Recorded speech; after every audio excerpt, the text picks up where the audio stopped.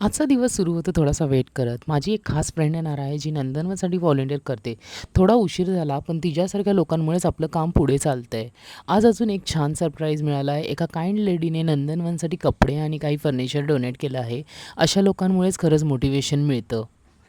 मग आम्ही लगेच पोर्टर बुक केलं आणि सगळं सामान नंदनवनला शिफ्ट केलं. थोडं हेवी वर्क होतं, पण टीमसोबत सगळं इझी वाटतं. लिफ्टमधनं बाहेर पडताच आम्हाला भेटला जॅक, जो पिहूच्या सोसायटीमध्ये राहतो आणि आम्हाला जिथे-जिथे ॲनिमल लव्हर्स मिळतात आणि हे लोकं ना स्ट्रेस बस्टर आहेत हां. मला थोडा वेळ खेळली त्याच्यासोबत, पण इतकं छान वाटलं ना, किती बागडतोय बघा ना तो इकडून-तिकडे. आणि गेस व्हॉट, नंतर भेटला रॉकी भाई, जो जे-पीचा एकदम फेमस डॉग आहे, जो स्कूटीवर बसून फिरतो लिटरली लांबपर्यंत आणि शेक हँड पण देत होता. किती क्यूट असतात ना ॲनिमल्स. आणि त्याच्यानंतर आम्ही नंदनवनमध्ये गेलो आणि बघितलं इथे सगळं तालपत्रीचं काम चालू आहे.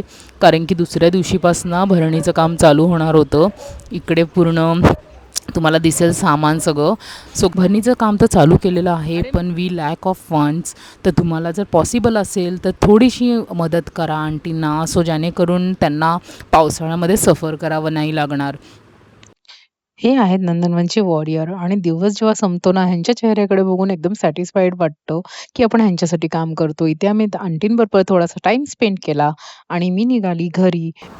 पिक्चर अभी बाकी है मेरे दोस्त. घरी गेल्यावर माझी चिनू माझी वेट करत असते. तिलाही मला टाईम द्यायचा असतो आणि असा माझा दिवस संपतो.